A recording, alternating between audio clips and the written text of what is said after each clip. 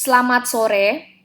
Di pertemuan kali ini, kita akan membahas mengenai penyiapan nutrisi parenteral.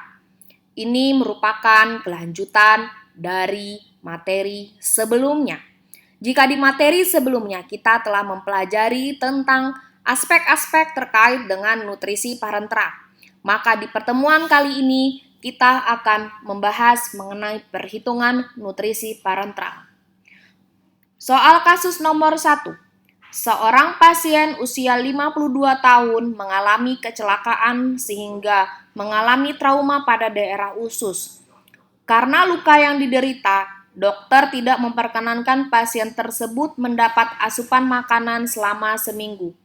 Kebutuhan nutrisi pasien antara lain asam amino 120 gram, dextrosa 346 gram, lipid 55 gram, NaCl 110 mg, KCl 80 mg, dan Ca-glukona 10 mg, di mana kecepatan pemberian TPN sebesar 100 cc per jam.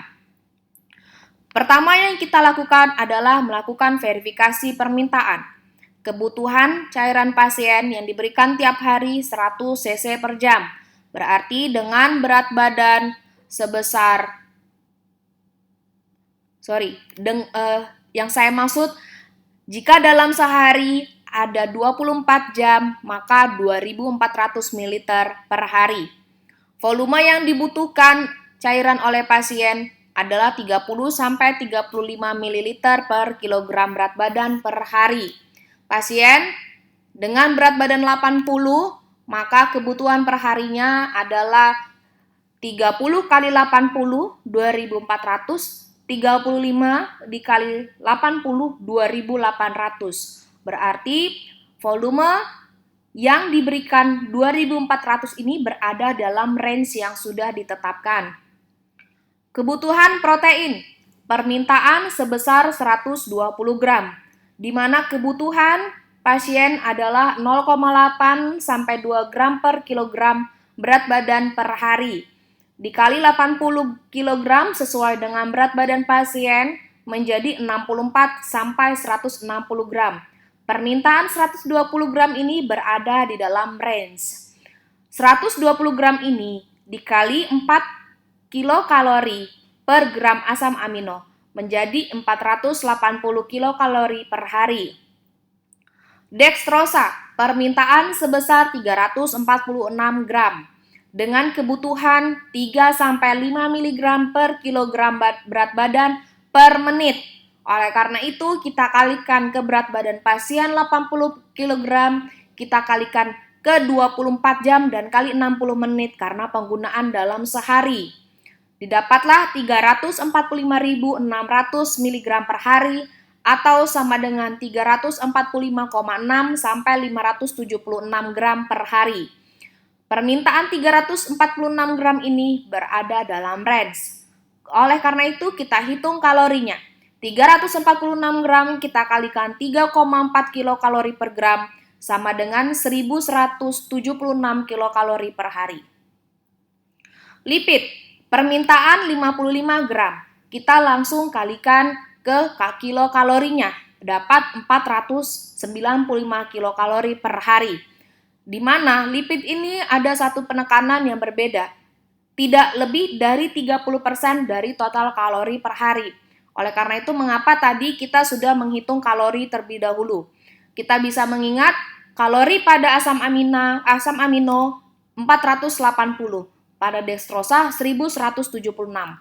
Ini pada lemak sudah dihitung tadi 495. Jika di total adalah 2.151 kilokalori per hari, di mana persen tadi sudah dipersyaratkan 30%. Jika dilakukan pembagian total 495 dibagi 2.151 kali 100% didapatkan 23% dan ini berada dalam range.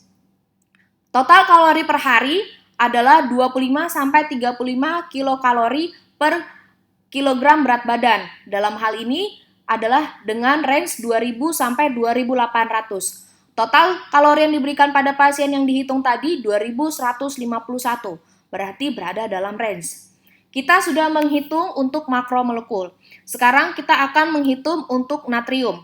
Permintaan 110 mg per hari dengan kebutuhan 1-2 mg per kilogram berat badan per hari. Kita kalikan 80 dengan range artinya 80 sampai 160. Permintaan 110 ini sudah masuk dalam range. Kalium, permintaan 80 mg, di mana kebutuhan rata-rata 1-2 mg per kilogram berat badan per hari. Artinya, sesuai dengan berat badan pasien adalah 80-160 mg per hari. Permintaan ini berada dalam range. Kalsium, permintaan 10 mg. Range intake kalsium berada di kisaran 10-20 mg per hari. Ini pun berada dalam range. Nah, kita sudah melakukan verifikasi terhadap permintaan dan semua sudah sesuai. Oleh karena itu sekarang kita menghitung volume yang dibutuhkan untuk tiap komponen bila sediaan yang ada adalah asam amino 10%, lipid 20%, KCl 7,46%, NaCl 3%, dan CA-glukona 10%, dan dextrosa 10%. Mari kita menghitung. Volume asam amino 10% yang dibutuhkan 10%, artinya persentase bobot per volume. 10% artinya 10 gram per 100 mili. Jika yang dibutuhkan adalah 120 gram, ya, berarti artinya seperti apa caranya? 10 gram 100 mili. Jika 120 gram berarti kita melakukan perbandingan. Kita kalikan 120 dikali 100 dibagi 10, dapatlah 1200. Berarti volume asam amino 10% yang dibutuhkan 1200 ml. Volume lipid 20% yang dibutuhkan, kita hitung 20% artinya 20 gram per 100 ml. Jika yang dibutuhkan adalah 55 gram berarti 55 kita kalikan 100 bagi 20. Hasilnya 275 ml, lipid 20% yang dibutuhkan.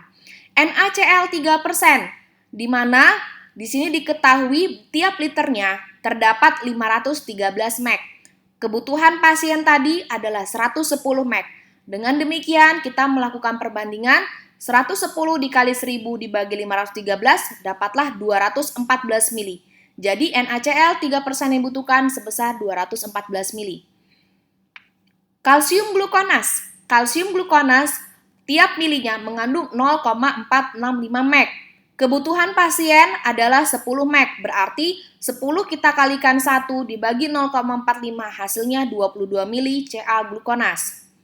Volume KCl, di mana KCl diketahui 1 mg sama dengan 1 mili. Jika yang dibutuhkan 80 mg, maka yang dibutuhkan adalah 80 mili.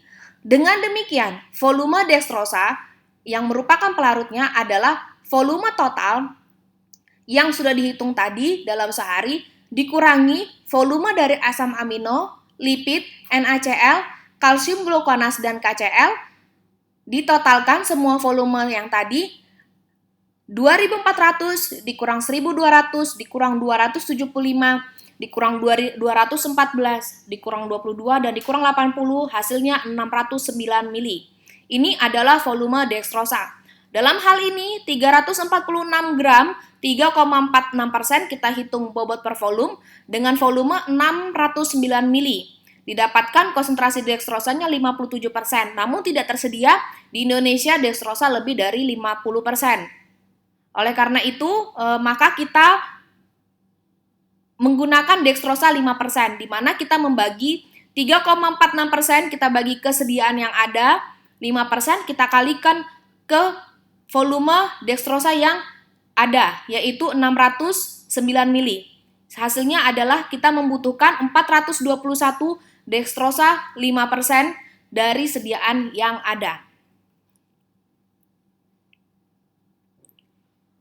Dokter menuliskan, ini merupakan soal kasus kedua, dokter menuliskan resep permintaan pencampuran D5 250 mili ditambah KCl 10 mg ditambah Ca-glukonas 1,5 mg. Pemberian secara infus IV selama 6 jam untuk pasien usia 3 tahun 7 bulan dengan berat badan 12,7 kg. Pertama, perbekalan farmasi apa saja yang diperlukan dalam menyiapkan resep tersebut sesuai ketersediaan di pasar. 2. Bagaimana kompatibilitas dan stabilitasnya. 3. Berapa volume masing-masing komponen yang dibutuhkan untuk menyiapkan sediaan tersebut. 4. Bagaimana pencampurannya. 5. Berapa BUD. Perbekalan farmasi yang disiapkan sesuai dengan yang ada di kasus adalah KCl 7,46% sebanyak 25 mili, Cl glukona 10% sebanyak 10 mili, D5 500 sebagai pelarut, siring atau SPET 5 mili dan 10 mili, dan IV set 20 tetes per mili. Ketiga produk ini kompatibel dan stabil. Silakan cek di Handbook of Injectable Drug. Prosedurnya, goyang pelabot setelah menambahkan KCl untuk memastikan ketercampuran. Sebelum ditambahkan, cek ada atau tidaknya presipitat pada Ca glukonas, di mana pada label akhir atau etiket terakhir tulis BUD-nya. Simpan di refrigerator, jangan dibukukan, di mana BUD-nya adalah 24 jam pada suhu kamar dan 7 hari pada suhu 2-4 derajat Celcius. Perhitungan KCl, permintaan 10 mg, kebutuhan pasien 0,5 sampai 1 mg per kilogram per pemberian dengan maksimal 40 mg. KCl yang diberikan berarti 10 mg per 12,7 kg. 12,7 merupakan berat badan pasien. 10 dibagi 12,7 adalah 0,8 mg. Ini sesuai dengan range terapi di mana range yang dimaksud di mana range-nya adalah 0,51 mg per kilogram berat badan per pemberian. Perhitungan Ca glukonas, permintaan 1,5 mg, kebutuhan 29 sampai 60 mg per kilogram berat badan setiap 6 jam. Nah, di sini diketahui bahwa 0,465 mg ion Ca2+ itu ekuivalen dengan 9,3 mg ion Ca2+ dan itu merupakan 1 mili. Jika permintaan 1,5 mg ion Ca2+, maka dalam hal ini terdapat 30 mg ion Ca2+ dalam 1 milinya. Ini berada di dalam range yang dimaksud. 30 berada di antara 29 sampai 60. Dengan demikian, volume yang dibutuhkan KCl 1 mg per mili. Artinya, ketika dibutuhkan di sini sebesar 10 mg, maka volume yang dibutuhkan sebesar 10 mili. Ca glukonas tiap 1 mili terdapat 0,465 mg. Dengan kebutuhan 1,5 mg, maka 1,5 dikali 1 dibagi 0,465 mg, maka didapatkan 3,2 mili. Demikian penjelasan yang dapat diberikan mengenai perhitungan nutrisi parenteral. Terima kasih, selamat sore, dan salam sehat.